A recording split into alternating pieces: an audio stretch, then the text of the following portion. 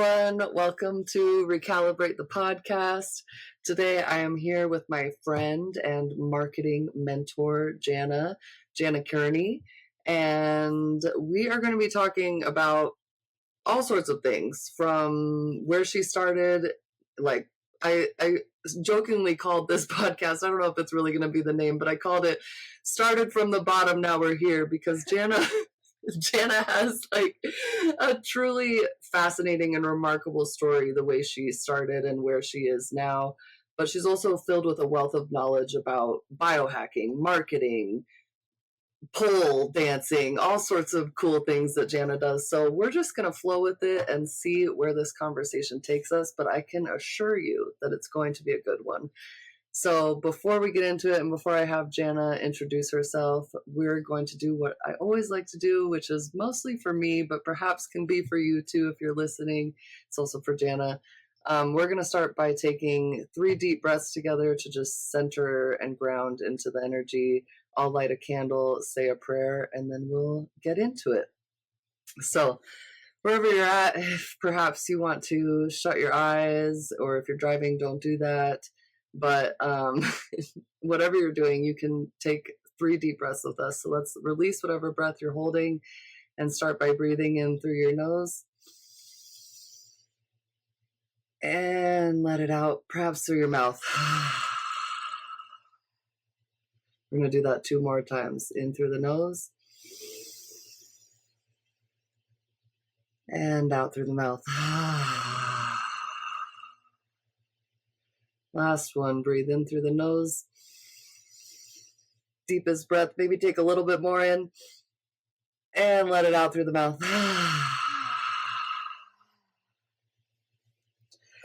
I'm just going to light this candle to honor the elements, the earth, and all of our ancestors and the people who walked this earth before us. I just ask that any of our loved ones who have passed on, Jana's brother, my dad, specifically, can be with us through this podcast and just help us communicate clearly and allow the technology to work properly. And I just pray that this podcast reaches people who can really listen to these stories and feel held, feel not alone, maybe change the way they do something or think about something as a result of hearing what Jana has to share, and that this just impacts the people that it needs to impact and ripples out through the world.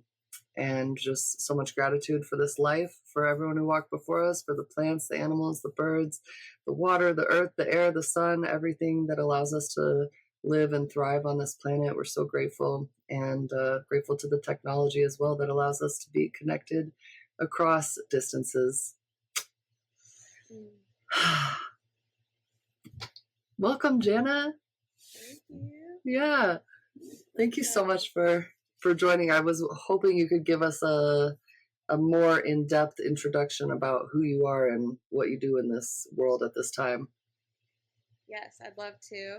So again, my name is Jana Kearney, and I own and operate 2 marketing agencies with my husband Ryan, and we have our legacy agency that started out as consulting and then went into e-commerce and then started serving broader industries.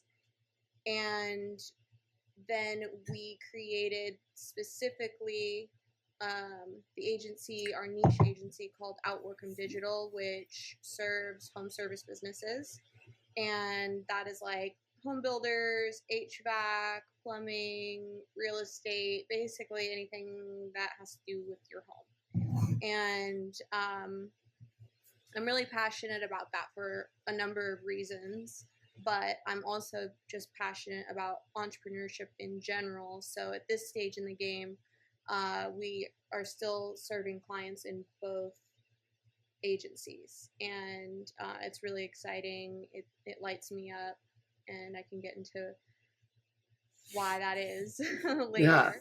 But yeah, that's my life now. And Kala came into one of the programs that we launched through our agency, which is a social media program teaching people how to leverage their social media to create more clarity and trust in their market, so for their customers and potential clients, and teaching you how to just build your brand in that way through video and creating ads and giveaways and things like that. So all of the things. Oh, yeah. It actually started because you posted, like, we just casually met at a friend's event where you were doing, like, her website, and then you've done several of my friends' websites. And then you posted that you were looking for home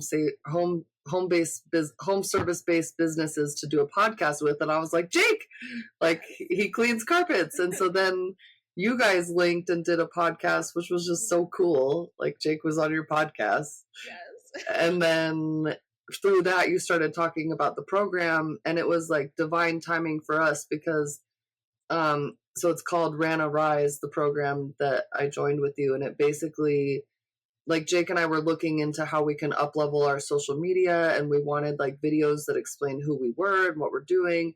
And you know, to get that, normally it's like $5,000 to $8,000 to get what we were looking for, and you were offering this like work, do it with you program, and I was like, love, we need this. And so we were a pretty much immediate yes to working with you guys on that. And then I ended up joining for Recalibrate too, because I was like, fuck, I can't, I'm too inspired for just to do this for Jake's. I got to do it for me too. So we've been doing that for a few months now, which has been great. It's been so fun. It's been so fun to do business together. Like, that's definitely my love language, especially at this point in my life. So it's like when I get to just like have amazing, cool people that I get to build business with, like, that is, it's such a blessing because I'm a busy bitch. Like, I'm fucking working all You are. I'm like working or doing hobbies or doing health stuff or doing family stuff. So like when I can have that creation with my humans out in the world, that really fills my love bucket. And then you get to know people really well through business. Like, you get to know where their personality is, like how they got into it, and everyone has a story, and it's just so cool to like find out what people's motivating forces are. And Totally. I think that entrepreneurship is one of the most like empowering things for people. It's really, really hard, but as far as like true empowerment, at least for my own path and the path of like those who I've worked with, they typically will come in if they're kind of on that same track. It's one of the most empowering things. And as someone who really like, I care about people like to a fault. Yeah. And I'm like, I've always wanted to help people, and I actually had to like cancel my fucking savior complex that I had. And now I'm like, okay, like I can't have a savior complex, but I still want to help people. So I had to learn how to channel that like innate part of my heart and soul that wanted to serve in a way that was going to truly empower people to stand on their own 2 feet and not be like giving band-aids, if that makes sense. Right. Yeah, you're not just gonna try and help people a little bit. It's really also the reciprocity, because you don't have time to be helping every single person, and we don't at this time in our lives, like with family and health and all these things, you don't have time to just be friends with everybody. Right. But like you said, when you can join and be in business with someone, it's like you get to help them, and it fills your friendship cup, and it's helping you put food on your table. It really kind of, it's like habit stacking, but it is business style. Yes. I'm super big on habit stacking. So. I know. Jana's like probably too much. She's like, all right, I'm recording a podcast in the sauna while I'm also getting red light therapy. While I'm also doing my hair with the heatless curlers, and what else? Jeez, like red light therapy, all of the things. Yeah. I feel like this is kind of a good segue into your past, because you've talked Yeah. before about how you used to be addicted to drugs, and now you're addicted to like biohacking and health. I am. So I am what they call, let me get a prop here. I'm what they call California sober. So Okay. I'm gonna have a gummy, but these are 1 milligram of THC and 20 milligrams of CBD, because I'm actually very sensitive to THC. Like, I don't smoke cannabis or anything like that, because it makes me feel like I can read people's minds, and I'm not into it. I already walk around feeling like I can read people's minds, and like, I really cannot. You cannot. You mean you cannot with the stimulation, or you cannot read their minds? Probably both. Probably both. But she thinks she can, and whether you think you can or you can't, you're right. So yes. So, but no, I've like, I'm very, very discerning and very like strict on when I will also like involve myself with any plant medicines. Earlier in my journey, like, that was a big part of like helping me heal. But in my very, very early journey, I'm an ex-heroin addict. I was literally shooting up heroin at 15 years old, and then like going to high school and getting kicked out. And I got kicked out of every single grade from 7th grade till 12th grade. Wow. Yeah. They let you stay in school that long, though? I had to keep going to different schools. Oh. So, okay. Middle school, I think I went to 3 or 4 different schools. And middle school's 2 years. Mm-hmm. And then I got kicked out of my high school district halfway through my freshman year. Then I went to another district, and I got kicked out of that school, not the district. And then my final school was, I like tell people, like, I got kicked out of art school. You know that's bad. Yeah. Like, everyone was doing drugs there and like doing something wrong, and we were all weird, and like, so I was the like bad kid of art school. Right, which is where it's an accomplishment. Like, you have to be really fucked up.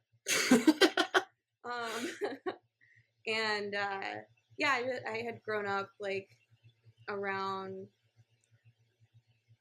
chronic pain and drug use, and was just like in a lot of suffering. Like, when I was younger, I was so fucking sensitive, and I didn't understand like how to reconcile that, like what I was feeling. And I was always very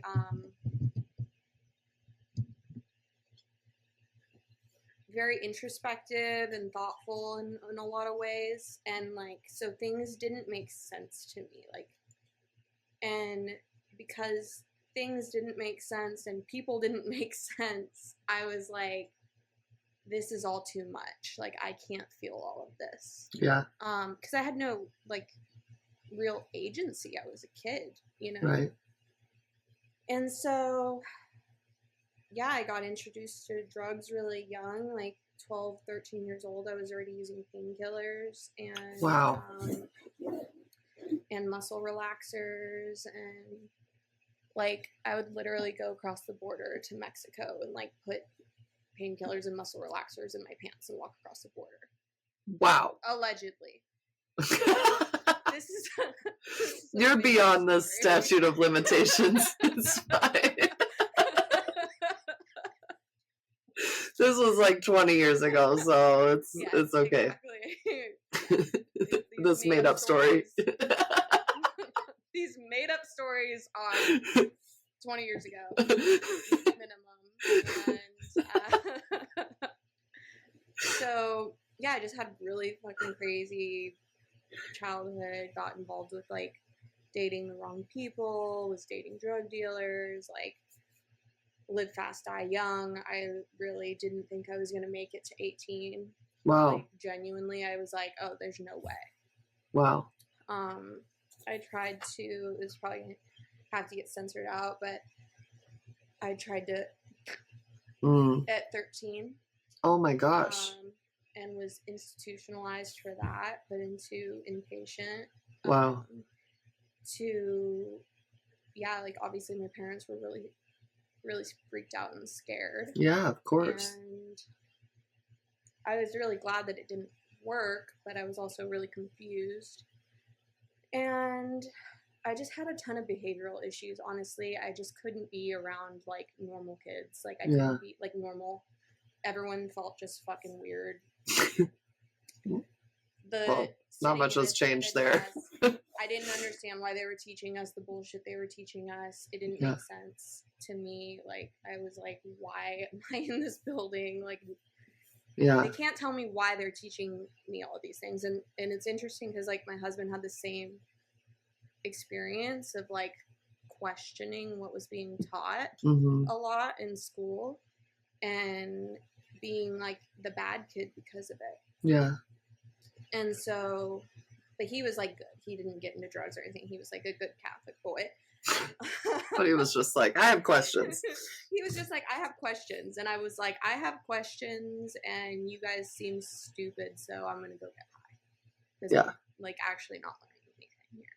Yeah. And I was just, like, had that home life. Like, I was trying to escape. And by the time I was 15, that was the first time that I wasn't living at home.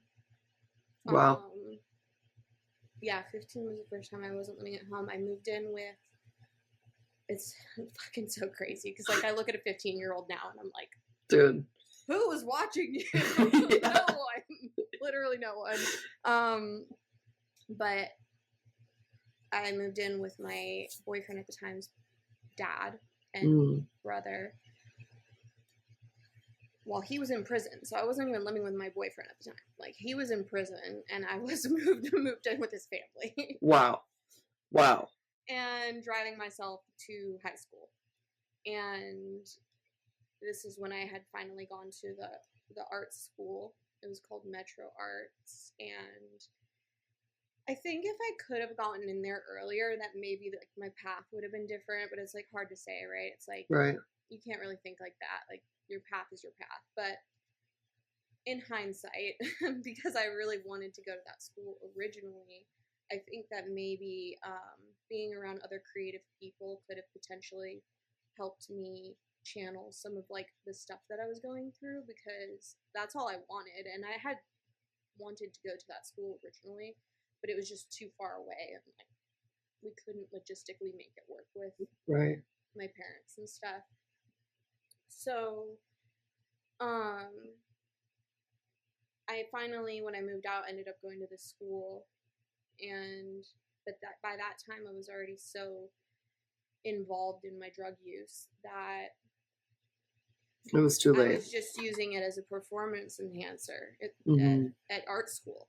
I was like, oh, I'm suffering. Like, let me use this to create, and instead of just, like, having that innate creative capability of, like, oh, I'm going to channel this, I was like, oh, I'm going to use now, like, my pain and my suffering and the altered states that I'm experiencing to make, I liked to make, like, a lot of mixed media stuff, so, like, wire sculptures.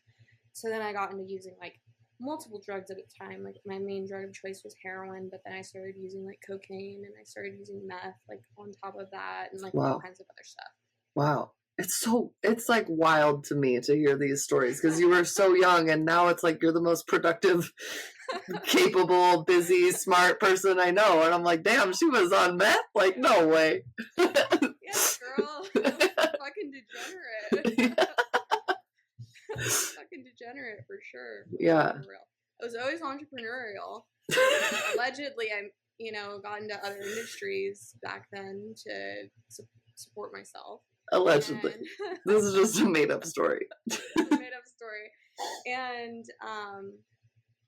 And then, it's very interesting because I always kind of knew that was going to be my path. And I remember reading some books when I was 15 as well. I read Smack. I don't know if you ever read that book. But it was about heroin addiction. I think I did. And then I read the Jenna Jameson book, How to Make Love Like a Porn Star. Oh. And I was like, oh, I'm going to be a stripper. This is my ticket. This is my fucking ticket. No one's going to have any ruling over me.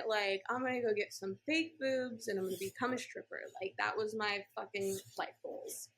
So I could just not have to rely on anyone else besides myself. That was my main goal in life. Yeah. And on the other podcast I did, I kind of went into the intricacies of all of that and that story, but the TLDR is I ended up, one of my drug dealer's cousins owned a poker club. It was an underground poker club, and when I was 17 he was recruiting me and another 17-year-old to come dance there. Oh, well, that should hopefully be a made-up story because I don't think there is a statute of limitations on that one. It's all alleged. And then I started feeling some weird vibes. I was like, I feel like this guy is grooming me. And I had already been in multiple narcissistic situations at that point because of those drug dealers that I had been dating. And so fortunately for me, I had enough street smarts at that point in time already at baby 18-year-old Jana age, just turned 18, that I was like, I feel like if I stay around this person any longer, that I'm going to end up getting trafficked. I'm pretty sure. Damn. Ooh, I got goosebumps. Mm-hmm. And so I was like, I'm 18. I'm going to go work at the regular club. Smart. She's got smarts. See, I told you. But it was short-lived. I was such a reckless drug addict and I'm actually really, really grateful that I was as reckless as I was and I'm still here, because it really streamlined my experience, because it was just there was no middle ground. There was no functional, Mm-hmm. There was no functional space for me to be in. It was she's not okay. Mm-hmm. And so anytime that I would be on the run, meaning in a point where I was using a lot, it was either the switch was turned on or it was trying to be turned off. So I had already been trying to get sober since I was 15. I knew I didn't want to be living that life. I was like, this is unenjoyable. It was really difficult, and I knew that I didn't want to be physically dependent on anything, and it was all consuming of all of my energy in my life. And so I tried to get sober when I was 18. I ended up going and trying to get sober through one of my friend's moms, who was a meth dealer. She said that I could come to her trailer and try to get sober with just using meth and Xanax. I was like, cool. What kind of sober do we call that? Kentucky sober? Kentucky sober. Yeah. Sorry. Kentucky, but, it's not California sober. And I was like, yeah, it makes sense, because then I'm not going to be physically dependent on opiates anymore, and I will be able to get off of the meth whenever I want, because I don't even like it. Yeah. I'll be productive also in the meantime. So, yeah. And so I disappeared, and no one could get a hold of me, and I had already been kicked out of my house and all of that stuff. I'd been in and out of detox centers, trying to get sober. It wasn't landing. Were you 18 at this time? Yeah. Okay. And so my boyfriend at the time different one than the one that was in prison. He like told my family where I was at because he knew, and my dad and him like busted into the trailer and rescued me while I was passed out on Xanax. Did not feel like being rescued at the time. It was not. Didn't. I was like, I felt like I was being kidnapped. Yeah. Rescued.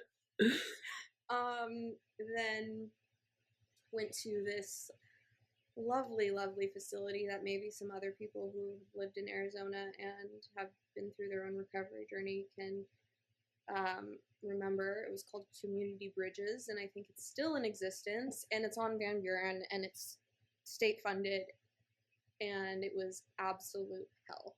I almost got arrested in the parking lot when they pulled me up because I got in a fight with my dad. Just real good white trash stuff.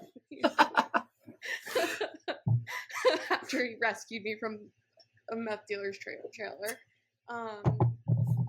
And yeah, like I convinced the cop to let me go home for the night and sleep it off. I said I'm way too high right now, because when they found me, because of course when I was at this trailer meth detox center, aka Mother Teresa's trailer,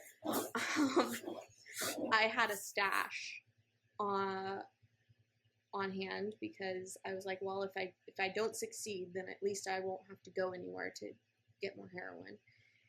And so when they came to get me, I ingested all of that. Oh. And so by the time I was at the detox center, I was like, I'm not going to be detoxing for like 2 days. Yeah. With what I just consumed. Yeah. And so they let me go home, and then my dad brought me back the next day. And I did 2 weeks in there and got off of everything and like started going to like group therapy and like all of that, and started working the steps, and then I got out, and then I relapsed again and got kicked out on the streets, and I went right back out there. And was the detox like brutal? Oh my god. Yes. Dude. Yeah, I've never experienced, but I've heard. It's the most painful thing I've ever experienced in my life, and I've had like a good bit of pain. It's like to this day traumatizing. I never want to feel like that again. So I don't even consider myself like in recovery anymore, or like recovering. Like I feel like I'm recovered, because I'm like, I do not fuck with the drugs. Yeah. I do not want it, like CBD. Okay, I don't even drink. Like drinking even feels like I can have like a half a glass of wine, and I'm like, I feel like I'm gonna die. I need to go to the hospital. Like my body rejects it all so much. I think it's just like totally like, I feel like I went through a quantum upgrade when I finally decided to get sober, which was like a year after all of that craziness. So I got sober from heroin when I was 19, but I didn't do it like the traditional way. I just was like, I need to stop sticking a needle in my arm, otherwise I am going to die. Like I was dancing, like I was spending all my money on drugs, like I was using a ridiculous amount, and I was shooting up with other drugs at the time, same time. So it wasn't a matter of if, it was when. And I'm so glad that like the era that I went through this at, and I still lost a lot of friends, but it was before all of the fentanyl stuff. So like if like I've like had so many times where I've like cried to Ryan, and I'm like, if I was at that point in my addiction, today's day and age, like I don't know if I would have been shown as much grace by God, because it's so scary. It's so freaking scary out there. And so I went on methadone for 2.5 years, and then Suboxone for 9 months after that. And so I went through essentially 3 different opiate withdrawals to get completely the clean cut from the opiates. Right. And I'm familiar with those things, but just because, I don't know, we're millennials, I feel like half my high school was on fucking pills and then went to heroin. Like, it was just part of, like, I've also lost many friends and people I went to high school with to drugs. But, like, so Suboxone and what was the other one? Methadone. They're, like, lower level opiates, essentially. Or methadone is essentially time-released heroin. I mean, in a way, like it's a heavy-duty narcotic opiate. But it's like time-released and it's controlled. So you go to a clinic and they give it to you and you drink it. And like it was such a huge stigma. Like everyone in all of the 12-step meetings were like, you can't get on that. You're not really sober. So like that was the other things too. Is like I didn't have like I had community in a way, but like I was always like on the fringe of everything. Like I was like not fully like in that clique because when they found out that I was on methadone, they were like, well, you're not really sober. And then like even like in the last however many years it's been since I was 19, I'm 34 now. Like because I will take CBD or have like half of a glass of wine sometimes because I'm not an alcoholic. Like I've never that's never been my thing. It was like I want opiates and that is the only thing that's going to scratch the itch if I'm in that cycle of addiction. And anything else is like just because. Which is a really fascinating thing that I've like seen play out over and over and again in like other people that I've witnessed in recovery over the years. But yeah, like because of that, like I just never fully was like, and then even with psychedelics in the last 10 years, for the first like 5 years of that, when psychedelics started getting more popular in recovery, they were like, if you do ayahuasca, you're not sober. And I'm like,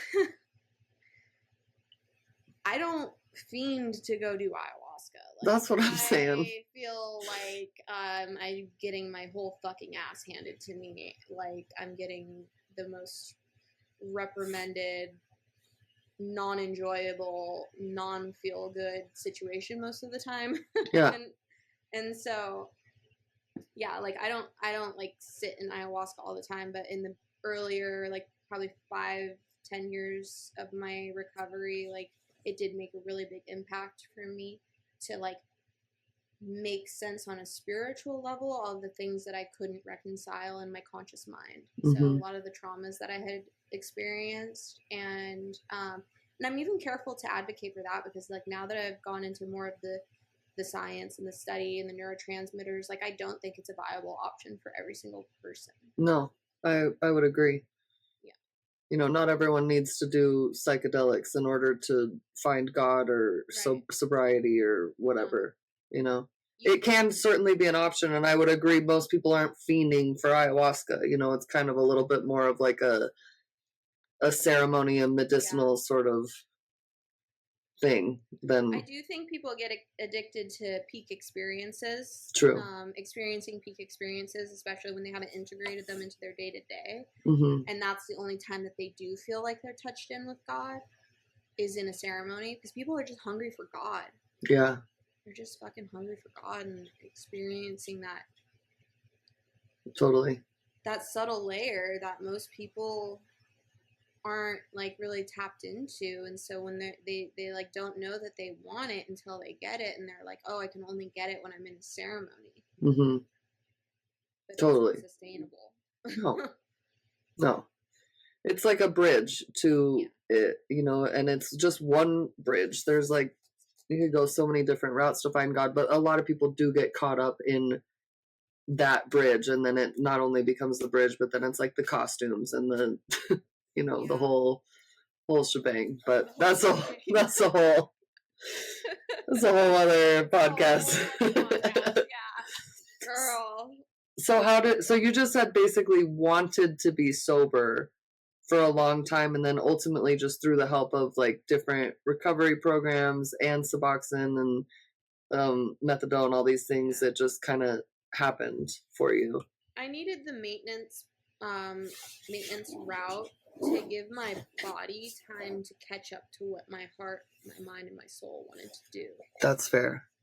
And I was really driven, but the pain, the physical pain of going through the level of withdrawal that I had gone through was just excruciating. And like, I think that for my physiology, it was actually more intense because my detoxification pathways, like through my research and through my health stuff that I've had over the years, like I have looked into my detoxification pathways, and like my methylation and glutathionization pathways are definitely not optimal. And so I think that because of that, the circulating toxins along with the neurotransmitter implications of going through that, like, were just really extreme. Like, to the level of where I would be laying in bed and I'd be like, I actually literally and genuinely was thinking about sawing off my legs. Like, I was like, I think I would rather have no legs than deal with the pain that I'm dealing with. Wow. That's so interesting. I never would have thought of like detox pain being in your legs. Like, I always think of like stomach, head. It was like nerve pain all over. Like, every single nerve in your body hurt. Like, wow. I could feel my teeth. I could feel my hair. I could feel everything. Wow. That's crazy. It wasn't like flu sick. It wasn't even like any type of normal sickness. It was like my body is on fire and everything is haywire and like nothing is good. There's no distraction. There's like, you are just in hell. Like, the physical representation of maybe hell. Yeah. Is the only thing I can think of. And so I needed to get my body to calm down so that I could deal with like all the other things, like changing my environment. Like, I stopped talking to all my friends. Yeah. Unless they were in recovery, like going to meetings, like I was not talking to them. I stopped talking to everyone. Yeah. And I was just like, my dog, my brother, my dad, they were like my friends. Yeah. My grandma and grandpa, like it was just, yeah, I had to take a lot of space. And then I got into yoga. That helped extremely. And I started going to the gym. And then I was like, oh, I like this gym stuff. Like, I like these endorphins. These feel great.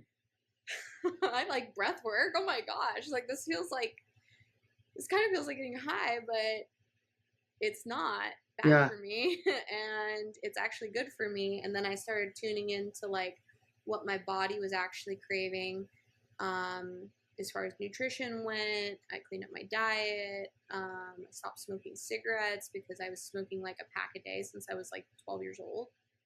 It's also like, dude, that's AA culture for you, or I'm sure NA or any of it, you know? Yeah, and I went to all of them. I went to HA, NA, AA, like all of them. All days. Court ordered too, so I had to go to a meeting every single day for like a year at the minimum. And the coffee there was so bad. Now I'm like, I'll have my purity, mold-free, toxin-free, heavy metal tested purity coffee, and it has to be dark roast and made with good water. Otherwise, I won't be able to taste the tap water in it. I'm like, yeah. What? Who are you? Like, I'm like such a different person. I know.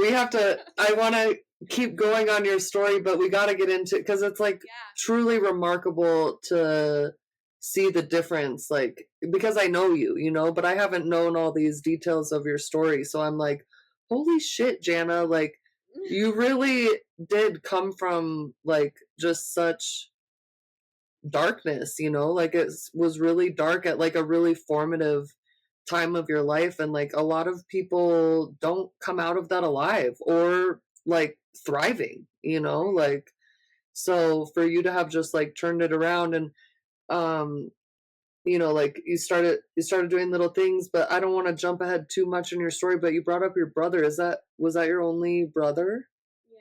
Yeah, it was my only brother. I have a couple step siblings now, but not that I grew up with. Like, my brother was the only one who I had grown up with, and he never got into drugs. Like, he was really, really fucking smart. He was like, really, he was artistic and he was intelligent, and he got into like gaming and stuff like that. But then he was building computers at, like, I'm not even kidding you, 3 years old. Wow. My mom went to IT school to be a tech, and she was in community college when we were little. And my brother was taking apart computers and putting them back together. Wow. And he was always so advanced in that realm of technology. People say that I'm good at technology now, and I'm like, dude, if you only knew my brother. I mean, he ended up becoming a software engineer. Like, I was always like the dumbest person in the house with technology when I was with my brother and my mom, and then my stepdad is actually an engineer as well. So like, they were all super techie, and I was like, I don't want to be on the computer, like, punk rock. Yeah. I just was like such a little rebel asshole. And then I would go like ask my brother stuff about the computer. Like, How so much annoyed by my stupidity. How much younger is your brother than you?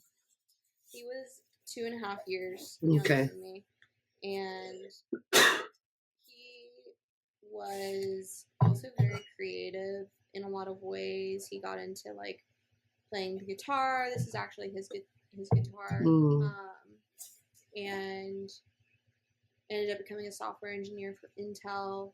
Google tried to recruit him because they're all spying on us, and they recruited him because of the questions that he was asking on Google.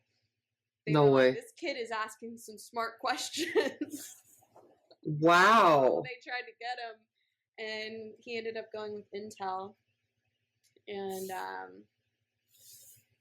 yeah, he was just really smart, but he had a lot of anxiety, and he had a lot of unprocessed stuff from probably the way that we grew up, and it wasn't stable, and there was a lot of things that we were exposed to, and a lot of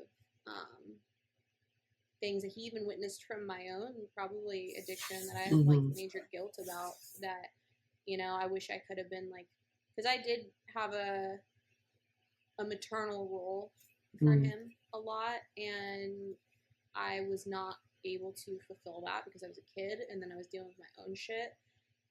And so I ended up like not being the best role model when we were really young that I would have liked to, and I tried to make up for that later. But by the time that had rolled around, it was like he had already developed like anxiety disorder, and I truly believe that he was he thought that he was on the spectrum. Like, he was pretty certain that he had Asperger's, which they don't say anymore. They just say you're on the autism spectrum, and he really had a lot of those qualities. Right. And with that, there's like an intersection between autism spectrum and like mast cell histamine issues and connective tissue issues, and behavioral disorders and things like that. So I went down the rabbit hole of studying actually my genome, because I was like, I had a suspicion, and there were like a lot of markers for that in my genome, which I share, with my brother as well, and a lot of the stuff that my mom goes through, like health wise. I'm like, oh, okay, this is all making sense. And I think that essentially he was just dealing with like histamine overload when he was having panic attacks. Mm. And instead of dealing with it at a root cause type level or identifying it in that way, the doctors that he was going to just prescribed him Prozac. And I can tell you that I did not respond to any of the psych meds that they tried to put me on when I was younger in a positive way, and all of them made me want to not be on earth anymore. Yeah. And so he was on and off of that and didn't have any type of therapeutic guidance. It was just prescription writing, which I think is super unethical, to give people those types of medications without like having a really good care team in place. I mean, I'm not a fan of them in general, but I have seen them be interventions that have been a good way to calm the fire for some people who really need it. Totally. It's another bridge. It can be. And so I don't like demonize it as a whole, but I'm like, if this is going to be utilized, it needs to be the last fucking resort. And it needs to have a proper care placing team, but they don't want to do all that, you know? They don't want to do all that. No. And it's so important. So he was going through a high anxiety time and decided to end his own life. And it was the worst day of my entire life and my family's life. And I hope that people know that it's such a huge decision. It's not like, you know, I know that people aren't in their right mind when they make that decision. But it's like so easy to have one life taken and also ruin the lives of so many others at the same exact moment. And it's a choice to persevere or not, and it's not an easy choice. Yeah. But you were like, I didn't know about your brother until recently. You shared about how energy can neither be created nor destroyed, and like how your brother, like basically your brother was experiencing all of this pain, and that energy didn't go anywhere. It was just transferred to you and your family. Yeah. You know. And you still, I'm sure that was 6 years ago, but I'm sure you still carry that grief and pain. Oh yeah. It doesn't go away. No, I say this and it sounds so cliche, but I do tell it to people who are grieving because I have like embodied it at this point. Is the grief doesn't get smaller, you get bigger. And that is the fucking guiding light. Like, and that is why I'm able to do all of the things that I can do, because I had to get bigger. It was a forced adaptation. Yeah, you have no choice. Life goes on, and you know, you could either, but you didn't turn to drugs. You didn't. How did you get through that? Like, obviously that's the worst day of your life, and like your family, your whole, that it just rippled out to your whole family, and I'm sure it was just gut wrenching. Like, how'd you get through it? Man, I mean, day one was like I went to the gym after I had the worst and most traumatizing, and I'll spare the details because I don't think anyone needs to relive that. But I had Ryan take me to the gym, and I went and had a fucking furious workout because I had so much energy in my body to move and so much pain, and I just like didn't want it to sit. And then it was like the perfect storm, honestly. I mean, we had just gotten engaged, so we were trying to plan a wedding. And so like we come back to Arizona, and it happened 2 weeks after we moved back from Bali. And we're like, yay, like newly engaged, like we're so happy, we just got a place and we're launching our lives. And then it's like, your brother just killed himself and now you have to deal with all that. And it was like right before the pandemic, so we had just launched a business, and we had like, Brian was doing the marketing and I was teaching yoga and doing massage therapy, and like also wanted to launch this retreat business with him. And like I had to learn how to do all the marketing for all these different businesses that I was in. And so I was like, let's put our forces together and launch a retreat business. So we launched this retreat business, moved back, then this all happens. I'm absolutely like crushed by grief. Then we had to cancel our wedding because of the pandemic. And then my license was under like, I wouldn't say scrutiny, but it was like, the massage therapy board put a message out and was like, if you don't follow XYZ and wear PPE while you're doing massage therapy, you can have your license taken away. And I was like, fuck you.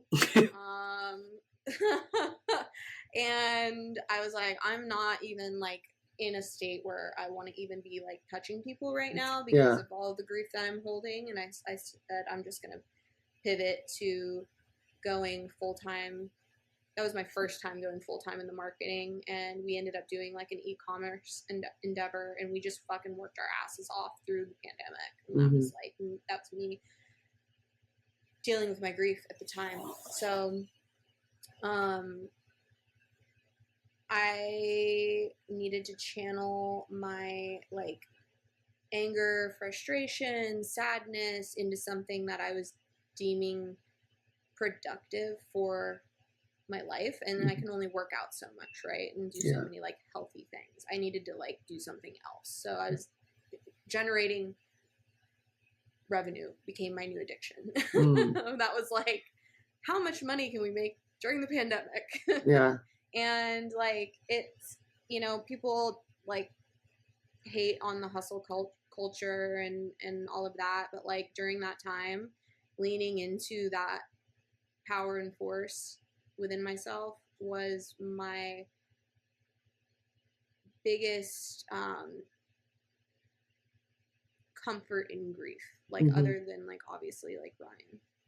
He was extremely comforting to me in all of that. So that's how I got through it. I just fucking did a lot of business stuff, made money, and I was meditating and doing, you know, healthy things. And it's actually when I started doing pole dancing again too, because I needed something really physically exerting that was also a newer neuro pathway builder. And since I obviously had my time in the club growing up, but I was young, weighed like 10 pounds, on drugs. None of that was like really going into like skill progression. And I wanted to do like a soul retrieval with the pole dancing. So I, to this day, have nightmares about working in the clubs because it was that traumatizing to me. And some people don't get traumatized by it, but for me, like my personal space is really important. And I only like to have loving, sincere, pure energy in my force field because I can fucking feel everything. So like having predatory energy around me all the time really disrupted my biofield, and it was like really unenjoyable. And then like witnessing too like what the girls were doing in there, and like seeing how like just you watch, it's a PhD in human psychology. So if you ever want to traumatize yourself and learn a lot about people, go be a stripper. But I like, you know, to this day will have nightmares about being in the club. But the one enjoyable part about it is being on stage and being on the pole. And I would have these really like vivid dreams about pole dancing, and it was not going away. And I was like, I think I just need to like reclaim this and do a soul retrieval with pole dancing and alchemize that into Mm-hmm. actually something auspicious and beautiful and void of shame. Yes. And so that was another calling after my brother died. I was like, I need to do something, and I'm so busy all the time. I need to have it at my house. So I got a pole and I put it up in our backyard and like over the carport. It was like blocked off, and that was in 2020. And I just started exploring it, and I've gone back and forth. Like, I've taken time away from it. I got really sick for a couple years with my autoimmune stuff because I had toxic mold exposure, and so during that time I was healing, and I took 2 years off of pole dancing, but I just came back, and it feels so good every time that I come back to it, and it really does help process grief. It does it like helps with your interoception and your proprioception, and What are then those? so like the way that you are perceiving internally and Uh-huh. the way that you are perceiving externally. Okay. So like your sense of self in a space. Mm-hmm. So like when you walk into walls or things like that, or doorknobs, or I do it all the time. Mm-hmm. That is oftentimes impaired proprioception, and so like increasing proprioception is good in that case. And I've always had the ability to, like, I don't think I need any more interoception because I be feeling everything. Like, Mm-hmm. if I eat like something, I'm in like, oh, it's right here in my digestive tract, like I can really feel all that. But I think for some people it can be really beneficial. And then it's like fascial maneuver, it's functional fitness, it's like getting into your like dance and feminine, and Mm-hmm. it's just, you can't think of anything else too while you're doing it. Like, Mm-hmm. it's so hard that like my brain is thinking about 700 things every single time, like every Yeah. moment. Like, I am processing at like a level where I think most people would not want to be Yeah. in there. Like, Ryan calls me a mentat, like from the book Dune, because he's like, what are you mentatting right now?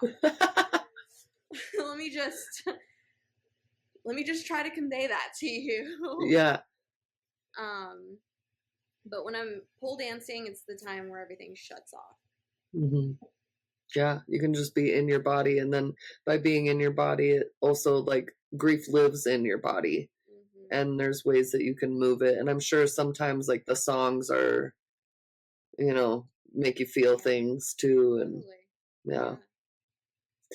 It's so interesting the way everyone processes grief, because my mom went through something similar. Like, my dad died and she just went to fucking work. Like, she was like, I'm working.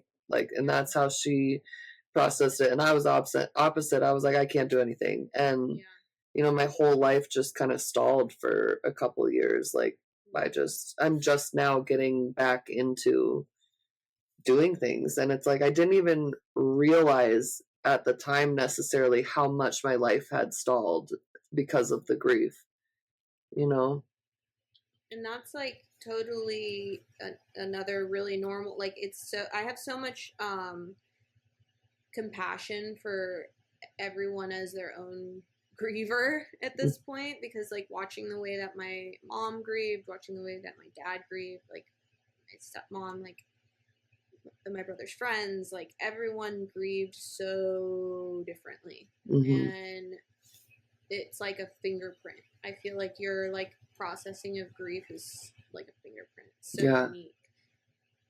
And it's really easy for people to get into that like experience of like, well, this is how I grieve, so you should grieve this way too. And it's like, that's not how it works. No, it's really not. And there's because to some other people, you working might have looked like, oh, she's just stuffing it down, but totally. For you, it's like, maybe I'm wrong and correct me, but it feels like maybe almost like I'm going to live a fucking stellar life for me and my brother. Like, I'm going to use his, like, I'm, all right, his energy may not be in the physical plane, but I'm going to take his energy and channel it through me into a life that would make him proud and the life that I truly want to live. And like, you know, just Absolutely. That's a beautiful way to work through grief, you know, and it doesn't mean that you're never crying or upset. Yeah, like you hear a store in the grocery store or a song in the grocery store and suddenly you're like, oh fuck. Mm-hmm. You know, those moments that he shows up, I'm sure he shows up. At least that I haven't met anyone where the person who's gone doesn't seem to show up in unique, special moments and ways sometimes. He definitely does show up in unique and special moments. One of the most recent ones was that retreat that I went on, that full retreat. My roommate, who got paired with me with no knowledge of anything, the facilitator of the retreat looked at both of our Instagrams and they're like, I think these two chicks will get along. They put us in a room together. She was grieving as well, and she was grieving her dad. And we get to talking. Her dad worked for Intel. Not only did her dad work for Intel, her dad trained at the campus that my brother worked at. Wow, I have goosebumps. At that campus when he was working there. And I was like, your dad and my brother like have been in the same room together. Yeah. That's wild. Insane. Yeah. And then you two got paired for a retreat. And we got paired. And it's just like those little moments, like whether they're real or fake, I don't even fucking care anymore, because it just like brings, like, I'm sure it brought just as much peace to her as it did to you, for you two to be connected in your grief in that like synchronistic way that, you know, and yeah. The other great, no, I was just saying the fact that you two even found that out, you know, like who talks about Intel and shit, right. You know? Yeah, seriously. Like, the other crazy thing that happened was, do you know Gila, the doula in Phoenix? Mm-mm. So she is old school, been a doula for a long time, like, Brenna probably knows of her. Yeah. She's a beautiful human. Really, you know, special, has been of service to a lot of women in the community.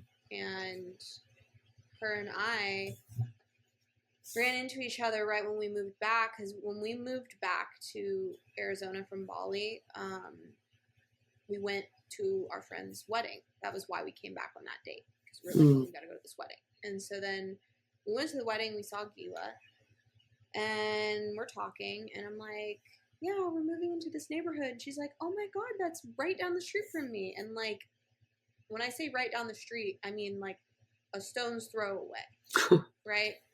And after this happened, after my brother passed, she had let me know that her brother passed in the same way, like 20 years prior.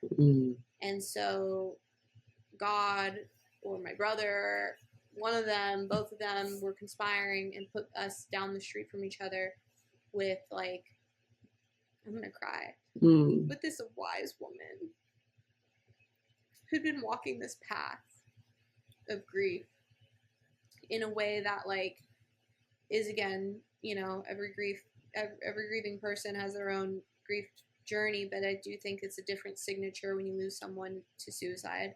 And to have her, who I already had rapport with and I already knew like what kind of person she was, like have her put in my neighborhood right down the street to like go on walks sometimes, and just talk and like be, because it's fucking like, people do not know how the fuck to show up for you when you're grieving.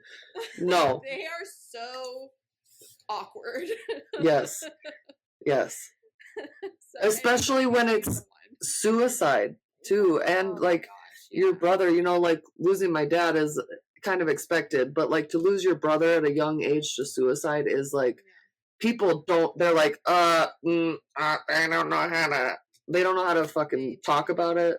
Yeah. And like, I have like, when it first happened, I was like, can you just be a human? Like, give me a hug or something. Like, I don't know. Like, if all else fails, you don't have to say shit. You can just put your hand on them, put your arm on them, hug them, hold them. Don't say anything. Like, just be a human, and that will help. Or you could literally just say, like, I'm so sorry. I'm really thinking about you. Yeah. That's another, like, totally appropriate, because you can't say anything to fix it. And I think that that's where people get hung up, and, like, I don't blame them for it, for not knowing how to deal with it anymore, because I think that maybe it's just so uncomfortable that they know that nothing they can say will make a difference, and so they just don't say anything. Totally. And then you feel more alone in your grief. Yeah. You know? Most people either don't say anything because they don't know what to say and they're afraid of saying the wrong thing, so they don't say anything. Or they go the other opposite direction, where they try to say things like, he's in a better place. Well, at least he's not in pain anymore.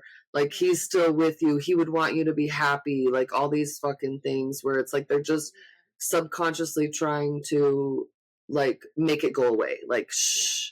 And then there's the very few people, typically other grievers, who understand that really all there is to do is be with you in it. There's no fixing it. There's just loving you through it, letting you talk about it, asking questions, bringing you something without saying, like, what do you need? Just saying, like, I dropped off some chocolate at your front door, or do you want to go on a walk tonight at 7, or whatever, and just being there with you and loving you through it, because that's all you can do.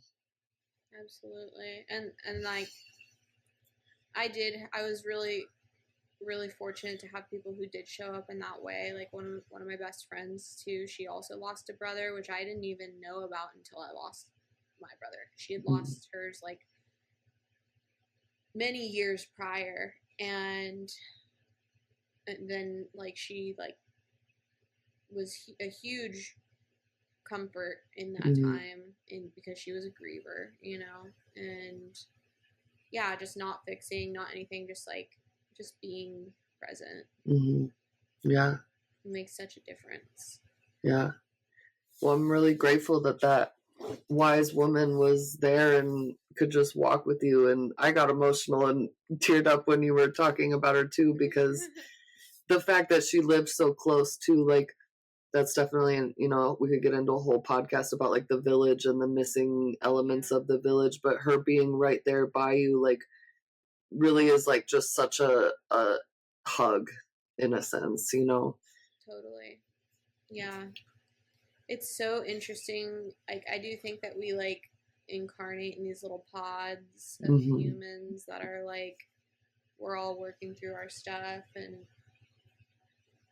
there's a lot of people who I've met in my past too, who, like, this is just a weird, like, pattern recognition thing, but like, when I was waitressing at a strip club in my early 20s, all of my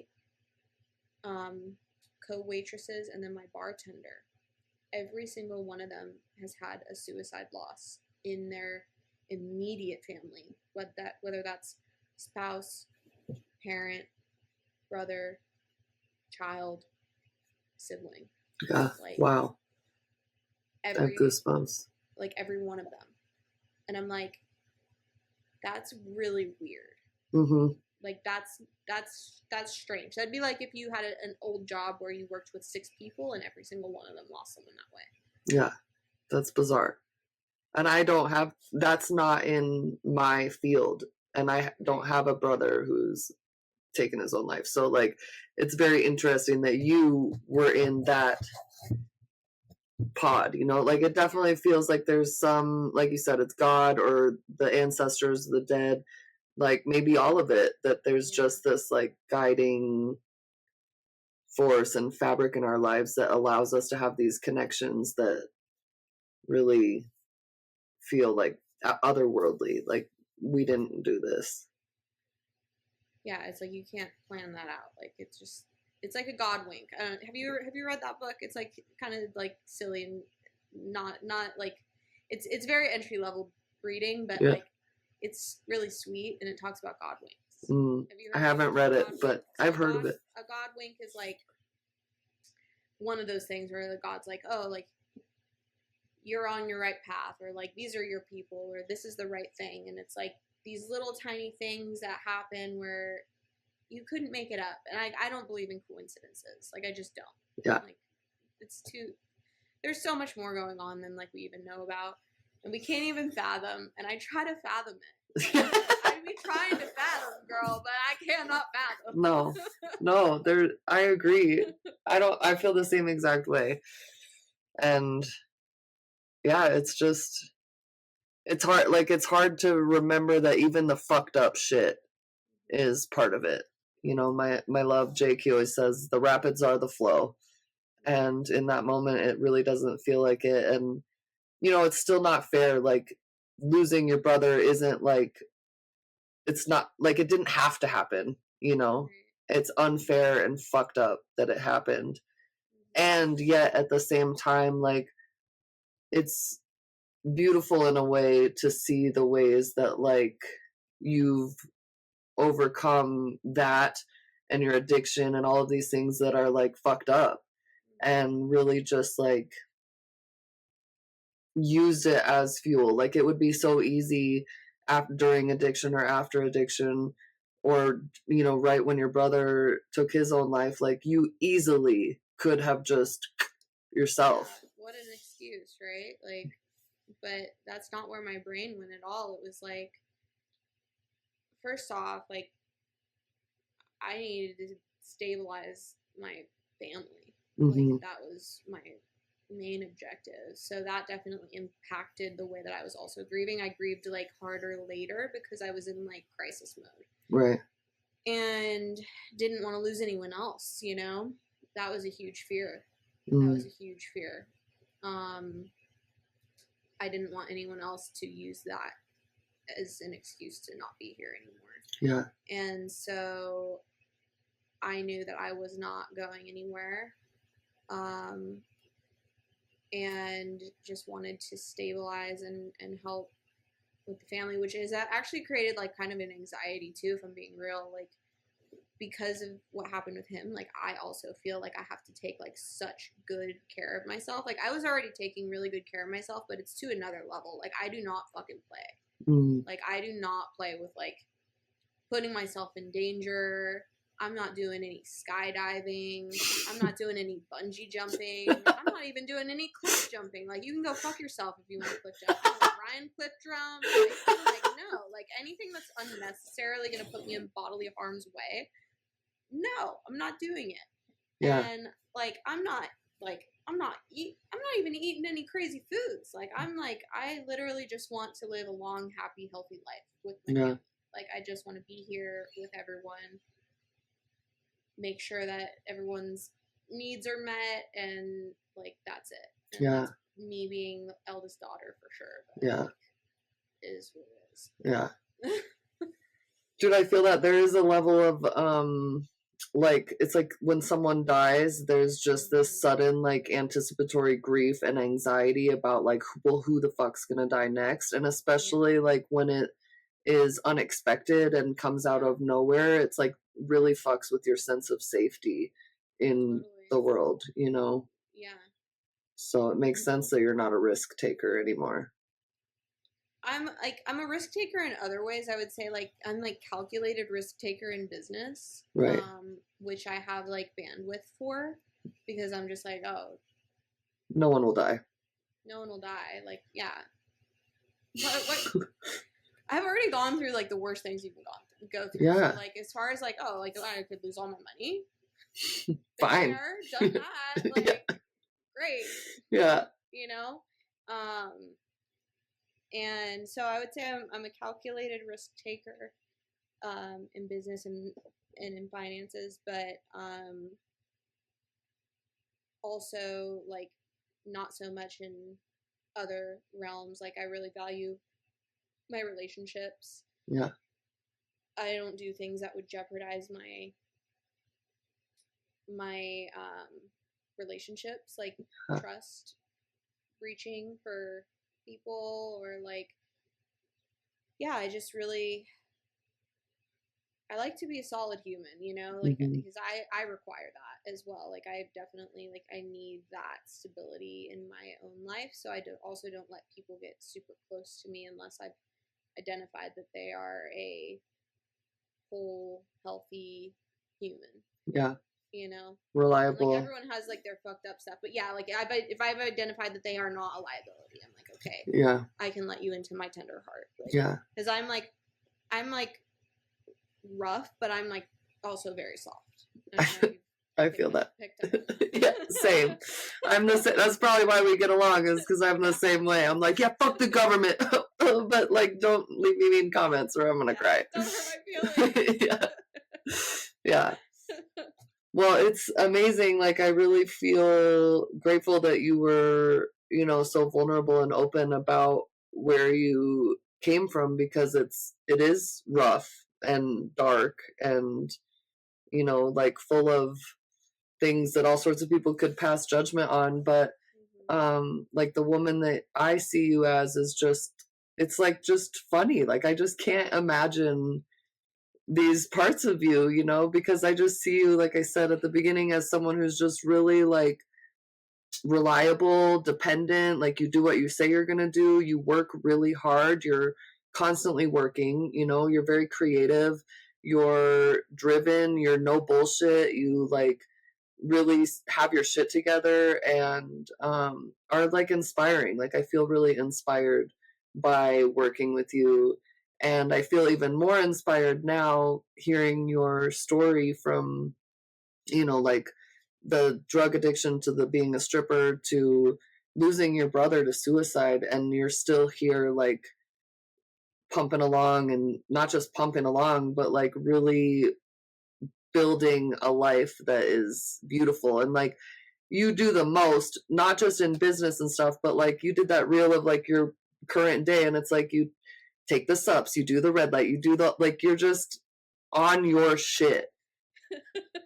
And so, like, to hear from someone who was not on their shit, it's really just like a complete 180 and glow up that you've gone through. And I'm just really grateful for the ways that you've helped inspired me to keep going. Like, I attribute a lot of what I'm doing in life of like getting back out there on Instagram and getting back out there on the podcast and doing all of these things to like you really motivating me and inspiring me by the way you show up. And I always say to myself, done is better than perfect. Yes, Jan always says, done is better than perfect. So I'm like, fuck it. Let's just roll with it. And it takes a G to be able to, like, you know, real recognize real. You, like, thank you for saying all those amazing things. But, like, the reason you are able to receive these things and implement them is because of who you are as a person. And like I have said this before, like, I'm so grateful for not only our working relationship, but like our friendship that has blossomed, because I just think that you're like such a fucking cool person, because you do like you do the things that you say you want to do.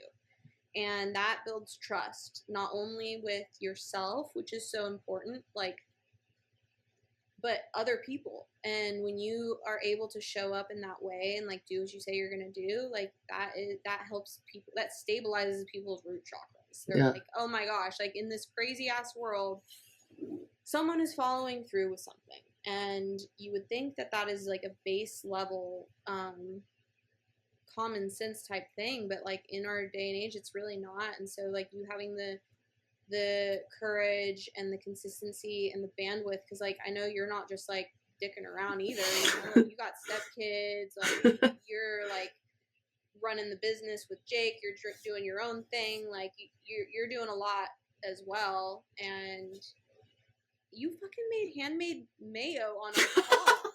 I'm sorry, but I have to say, like, when we were on one of our Ran a Rise group calls, it was me, Kala, and Denis, and we are the three that have consistently, like, basically showed up every single time.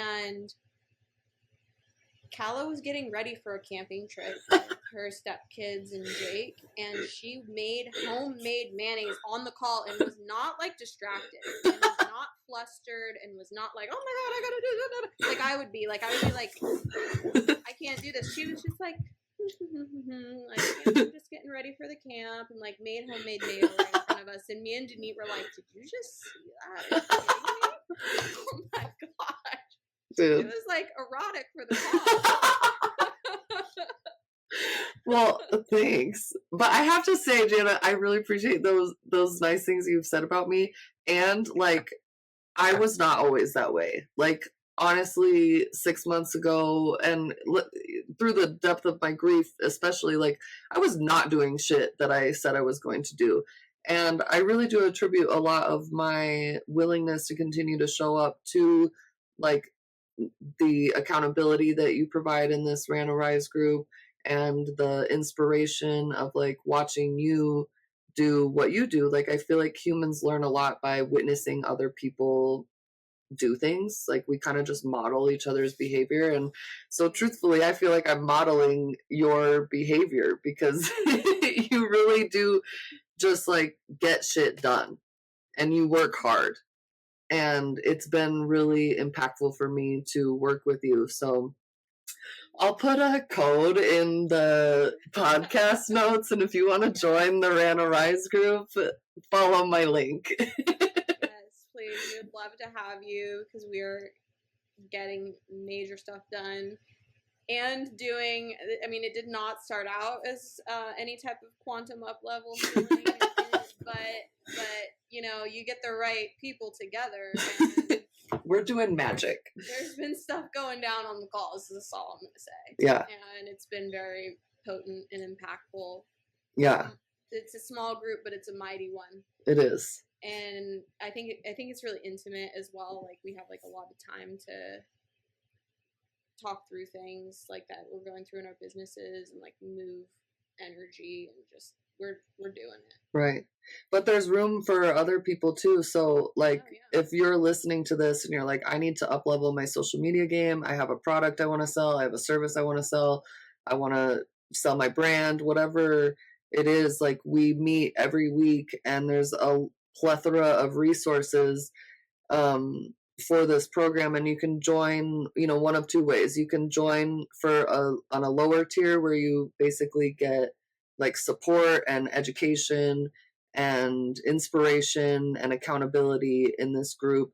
Or you can join the higher tier, which is the one that Jake and I joined at, where not only do you get all of those things in the monthly meetings and all the same things, but Jana will help you through her team create multiple value videos, basically like Instagram videos that talk about who you are, what you do, and they edit them. And oh my god, I just got my 2 value videos, and I fucking love them. I look like an Instagram professional, Jana. It's like all the videos you see on Instagram, and you're like, damn, I wish I had the time to do that. But like, I don't have the time or patience to do that, which is why I don't edit any of my shit. But Jana edited, or her editors edited my shit, and it is like amazing. And I wrote my own script because I have to do that for my brand, but like, she wrote the scripts for Jake's. And like, if you're someone who doesn't even know where to get started with Instagram marketing, but you know that's where you need to be, this is like a great program, because they will literally write the scripts for you, and then they'll teach you how to record them. They'll tell you what equipment you need to get, which is minimal. You can get as much or as little as you want, and just really like walk you through the process. So you'll have like not only these 6 really high quality videos plus ads, and they'll help you run ads and all these other things, do a giveaway, all of these things. Not only will you have all of that, but you'll have done it with Jana and the team, so you learn and gain the confidence as you go. And that's been like the most impactful thing for me, is like, I feel far more confident in the way I show up online, and like and continuing to show up, because I'm like doing it with you, and I'm not just throwing you $10,000 to do it for me. It's like I'm learning in the process, and that's, I think, the most valuable thing. It is super valuable, and my goal is to help the people that come in at this level build their business up enough to where they're so busy that they want to pay me the $10,000 to do it all for them. And they're like, I know I can do it myself, but I don't want to because I'm too busy. And so I'm going to hire your agency to do all of these things. Yeah. It's a really great way to like work with me and Ryan in this way. It's done with you and empowering you to be your own marketing stack, you know, essentially. And I will say, like, other programs that are like this are $8,000 to $10,000, and mine's not. Right. And that's because, fortunately, I have worked hard enough with Ryan and been blessed enough and lucky enough, because I think it's a combo of all three, that like this group is not my main source of income, and we do have our marketing retainer clients, and so I'm able to be empowered through our marketing agency to really show up in this way that I do feel like is like of service, but also like you got to have skin in the game. Yeah. You know, which is you got to have skin in the game, because like I've had people even pay for websites and then ghost me. Yeah. I've had people put, you know, $3,000-$4,000 down as a deposit on a website and then like not talk to me again for 2 months. So yeah, like, sometimes you got to have a little skin in the game. Right. And that's why, but I think you've talked before in the group, and this makes sense to me too, that there's value in learning how to do it yourself, especially if you're just getting started. Like Totally. it's an investment, yes, but it's an investment that will hopefully motivate you to do it and have skin in the game and participate. And then once you learn these things, like it's going to make hiring someone and managing that process 100%. a lot easier, because you know what it takes and what it's going to, you know, what it all entails. And so then you can find someone of quality and minimize like how much you spend on edits and things, you know. It's very important, that exact sentiment that you just shared, because if you don't know, like, you can get taken to the bank on a lot of these programs, and if you know enough, you're gonna be able to have better discernment on what you invest in, what you outsource, what you do yourself. That is like such a valuable tool in business. Mm-hmm. And you know, everyone pays like the quote unquote dummy tax at some point because they just don't know, right? Like, we've done it multiple times, and the longer we're in business, the more times we've gone through like the motions. Even, you know, we've been hiring new team members on, and recently brought on someone who is really good, like better than me. And I'm like, damn, okay, like now you're teaching me a different level, so now I have a different standard of hiring because of this person that came in, because they came in at a higher skill level than me. And I'm like, this is awesome. Right. You know, and when you're down to grow and you want to grow and you want to put yourself in those positions of being around people who know more about certain things than you do, so that you can all grow together, mm-hmm. you know? And I think that that's another thing that's really special about our group, is because all of the people in the group have their own special and unique gifts, mm-hmm. that are also like weaving into the experience as a whole. And like I've definitely learned things from you, and I've definitely learned things from Denise mm-hmm. and Corey, and you know, everyone who's shown up in the group. So it's awesome. Everyone has their zone of excellence. Right. And then we're co-creating in this magical place, and it really is like filling my friendship cup as well in a weird way. And it's like double fulfilling, because I feel like I like all of you. I can be my true self around all of you. And we're talking about business and growing and expanding and pushing each other, and in like a loving, inspiring way, you know? Totally. So that means it's probably going to be an application process. yeah. I trust that whoever is meant to be in our group is going to be in our group. But if it gets really big, we might have to start having an application process, because we want to keep our group fire how it is. Yeah, we're going to have some questions on how you feel about the government, and what are your views on biohacking? Do you know what that word means? Just kidding. We didn't even get into all of that, but I just hope that the people listening have like some context of like where you came from, which is inspiring and just interesting too. Like I think there's such value in hearing other people's stories, like because it's inspiring, and also maybe just because we're all a little bit nosy and want to just I fucking love you. just want to know like other people's secrets and stuff. So Yeah. but like Jana really does, like if you need help with like internet, techie, social media, website, marketing, podcasting, those sorts of things, like Jana is who you should call.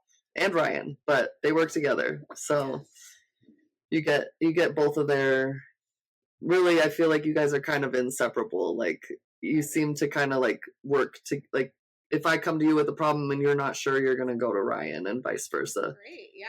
Like we have complementary like skill sets, and I'm better at certain things than he is, and he's much better at certain things than I am too.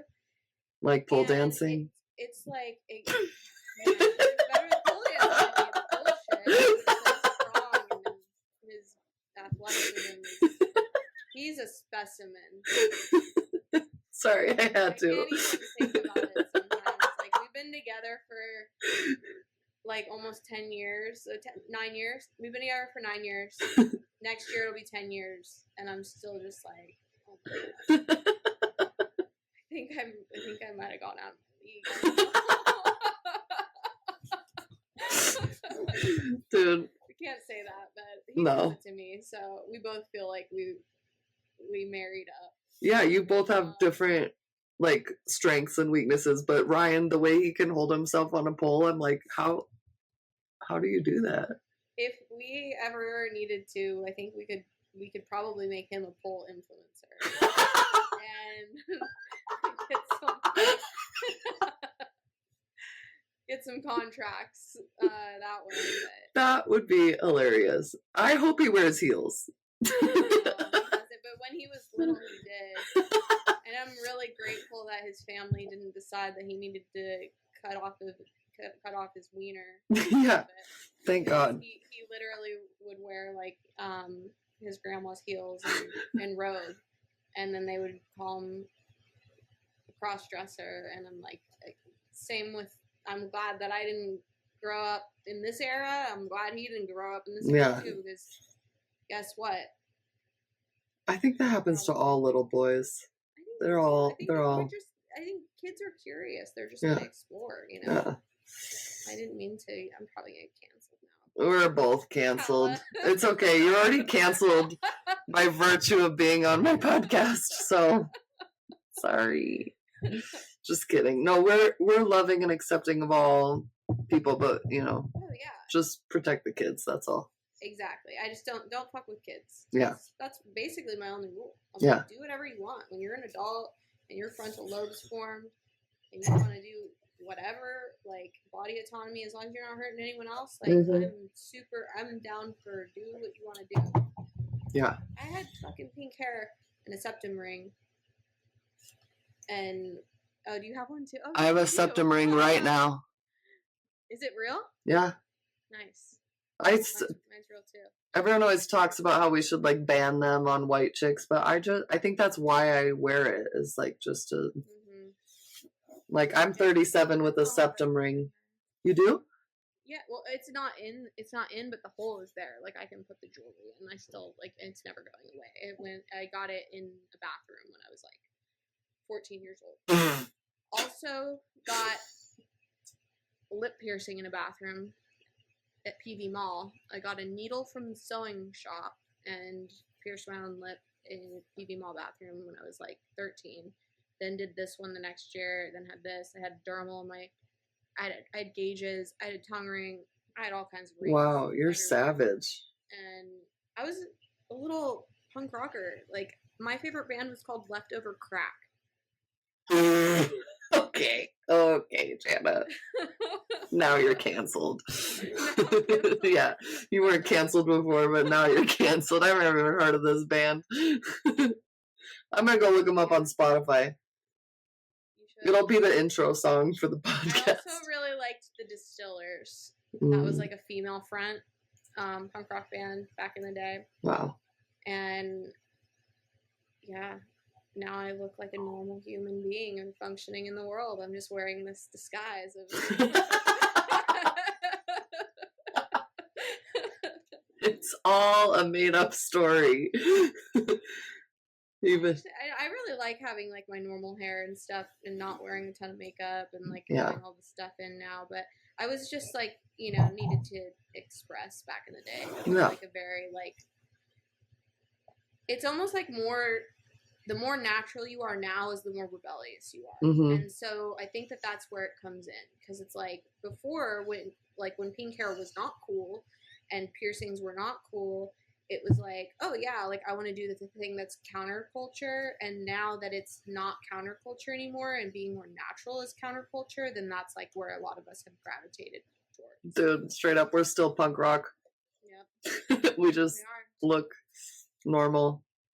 We just look like two normal white chicks. Yeah, well, I don't look that normal. Hippie white chicks. Yeah. Oh, and that's what we are.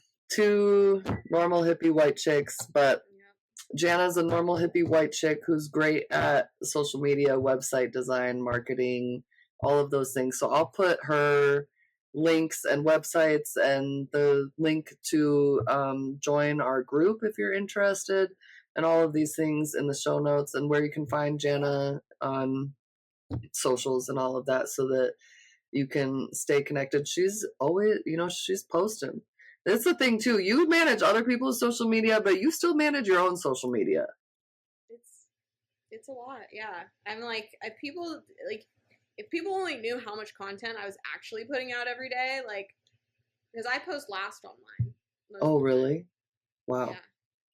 Yeah. She's probably got to fucking go. She's like, Calla, shut up. I have like shit to do right now. Like, I have to go do 20 social media campaigns and go to my pole class. And I actually have a really chill rest of the day today because I had a website review this morning, and I also drove Ryan to Fountain Hills for a conference. Because last year someone totaled our 4Runner. So we used to have 2 cars in Arizona, and now we just have 1. They're like, we're only here half the time. Like, why do we need 2 cars? Yeah. And so it was kind of like a little blessing in disguise, silver lining.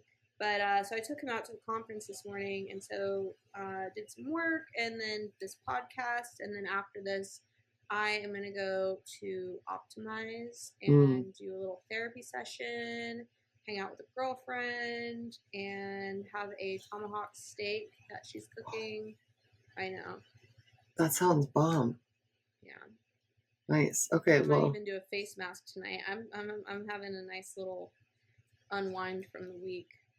But I chill hard too. I work hard, but I'm a Taurus rising, so like you chill hard. Baths. I'm doing self-care. I'm definitely having me time. Yeah. But she's not doing it without habit stacking. No. If she's in the bath, she's also either reading a book or doing red light, or both, probably. Or I have been known to scroll as well. I told you guys. It's my dirty little secret. I'll get caught in. Brian will call it Scrollville. And he's like, do you really want to be in Scrollville? And I'm like, do you really want to fucking die right now? Like, do you really want to like judge me right now? Like, having my coffee? Jake calls me he's like, oh, she's screen slaving. Like, Brian might need to steal that, and then Jake can steal Scrollville. He's like, oh, really? You're in Scrollville right now? Yeah, I mean, we gotta scroll sometimes. Also, it's like we gotta engage with our homies, you know? Yep. Like, you gotta watch, comment, like, share. You gotta do market research. That's what I call it. That's true. That's true. It's market research, babe. Like, can't argue with that. No. Like, but no, for real though, we should all scroll less for sure. Yeah. It is fucking with our brains. Yeah.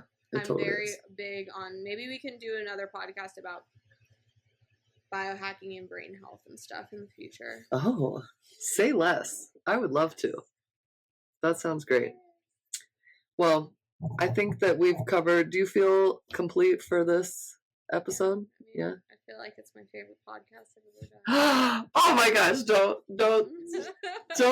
blow too much smoke up my ass, Jana. No, for real. This was great and really fun. And like I said before, I really appreciate your vulnerability and willingness to talk about it. And the fact that you cried on my podcast is just like so touching. Yes, girl, get the I'm gonna cry. Oh, it was good. No, for real, that was like a really touching moment, and I just appreciated this conversation, and I hope that people out there, feel inspired to keep going, and that even when life looks dark and abysmal, and like you don't know how you're gonna get out of it, that there is potential for it to change and be better. But really, like, you did that. You made your life change. You had to go through the hard things to get to the other side of where you're at now. And so props to you, dude. Started from the bottom. Now you're here. Those are the building blocks. Those are the essential alchemical tools Mm-hmm. to have a lit life. Yeah.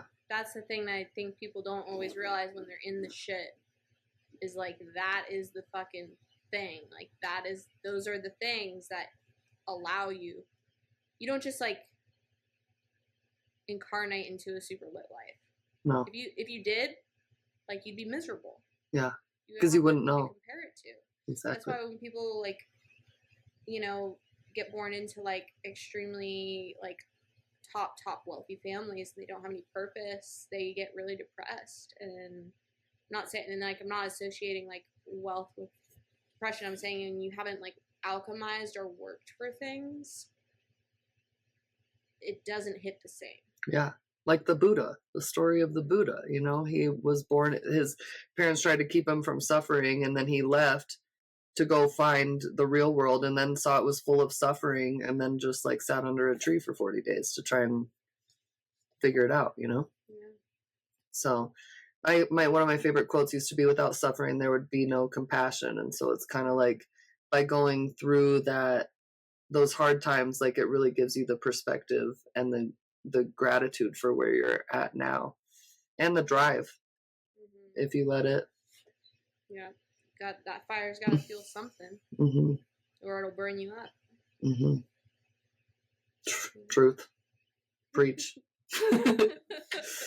Well, thank you, Jana. I will share all the things, and thank you everyone for listening. We really appreciate you taking the time, and Jana, I appreciate you taking the time. And well, I guess that's it.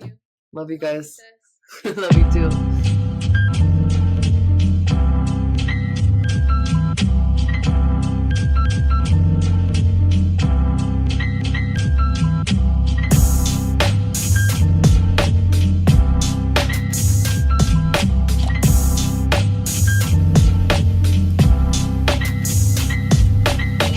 Still hazy, funk past J's, a face of blunt ashtrays and skate with punk kids. I still chase the sun bad days, I'm lacing up half cabs and shake John spliffs. Whatever happened to rap, it should rest in peace to Mac, and I'm here to raise it from the dead. Cause drugs ain't cool, kid, plug you with that new shit, turn water to wine and break bread. And if I said this all the future, would you trust I told the truth, or would you run away and tell my whole fan base? Cause sooner or later, kid, they'll take your human nature and they'll burn you at the stakes while the band plays. So, in the last words, better speak up now. I said, why do birds sing? What's a king without a crown? They all stood in silence while they listened to the sound of a madman reason with the demons he found. You can't lock up ideas, we don't even exist. I just live through the speakers and the beats that we kick. Is this forbidden fruit from the Garden of Eden? Is it freedom of speech, or am I speaking for freedom?